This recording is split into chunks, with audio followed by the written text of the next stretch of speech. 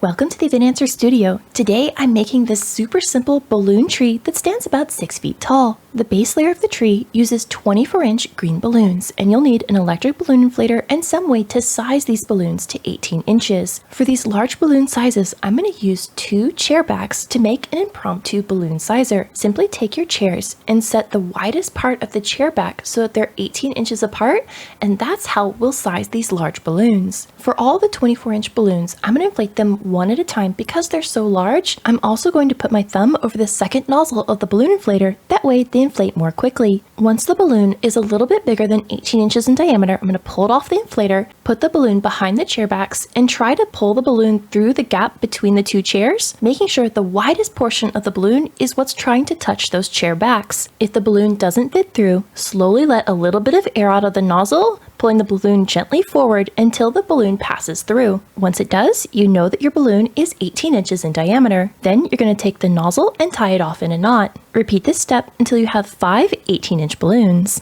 Take 2 of the 18-inch balloons and tie them together into a pair by wrapping the nozzles around twice and tying them in a knot. Now, depending on the brand and color of your balloons, sometimes the nozzles can be really stiff and it's difficult to tie them in a knot. So if you're struggling with your balloons, you can take an empty 260 balloon, cut it in half, and tie one end of that 260 to the nozzles of one of your 18-inch balloons and tie the other side to your second one, leaving only about a 1-inch gap or less between the 2 balloons to prevent them from stretching too far apart. Whichever tying method you're using, go ahead and repeat that so you have a second pair, and then you're going to take that 5th balloon and tie the single balloon to one of your pairs in the same method, either wrapping the nozzle around the nozzles of one of the pairs and tying them in a knot, or you can use another 260 balloon here. Now we're going to join the trio to the pair by slipping them together so that all the nozzles touch in the center, and then I'm going to take one balloon from that pair and one from the trio and twist them around each other, locking all 5 balloons together into a set of 5.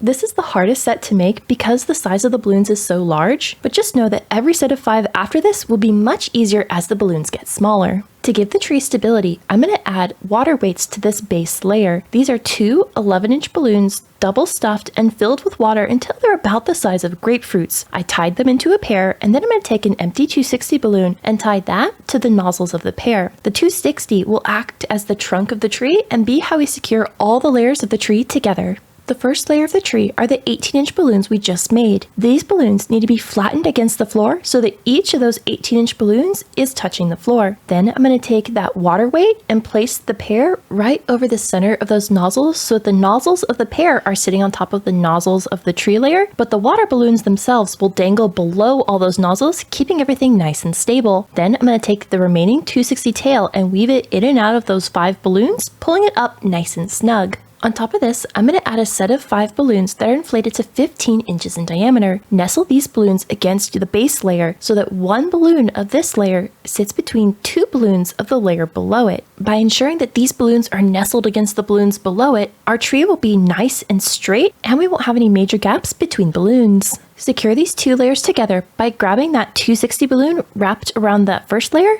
pull it up through the center of this layer, and wrap it around a couple balloons. I secure each layer in the same way, wrapping it around 3 balloons across from each other. That way, every layer has even tension pulling down on it. If you happen to wrap just one balloon on one side, this may pull too much tension on one side of the tree and make it look tilted.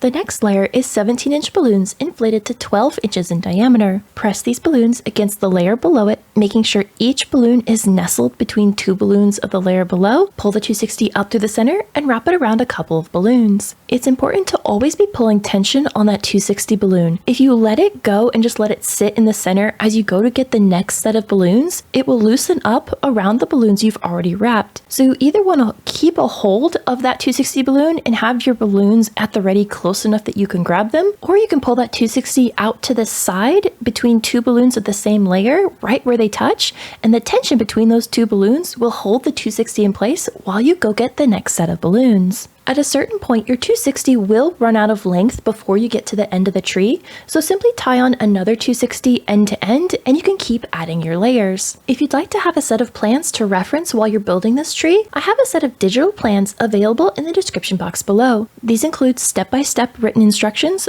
full color illustrations, and a complete supply list. You can find the digital plans and other helpful resources linked in the description box below. As you add the last couple layers of the tree, you may need a step stool to be able to reach those layers and tie them on, as the tree by itself stands about 6 feet tall. After the last layer of the tree is secured in place, take the remaining 260 tail and wrap it in a figure eight around 2 balloons of the previous 2 layers. Then, if there's any tail remaining, simply let it go and it'll disappear into the center of the tree.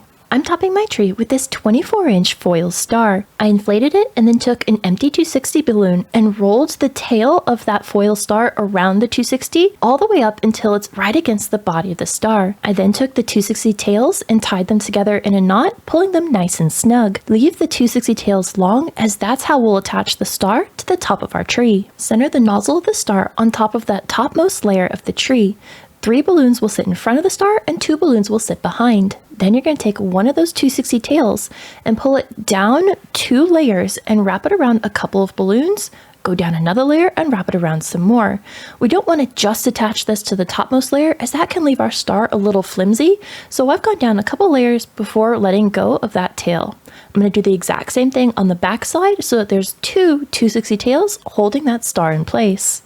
I'm going to decorate my tree in 9-inch foil balloons. On each of these balloons, I've hidden away the nozzle by taking a glue dash and sticking it to the back side of the balloon so you can't see it from the front. I've also taken a pair of scissors and trimmed off any of the grommets so that every balloon has nice clean edges. I'm then going to attach these prepared foils to the tree using more glue dashes. So I'm going to hold up each foil where I think I want it to be, and then anywhere that foil balloon touches a balloon of the tree behind it, that's where I'm going to place my glue dash. It helps to hold it in place and rub it a little bit to make sure it gets some good adhesion on these foil balloons. Then I'm going to press it against the balloons of the tree and hold them in place a couple seconds before letting them go. Each balloon I attached with 2 glue dashes so that they set exactly where I wanted them on the tree.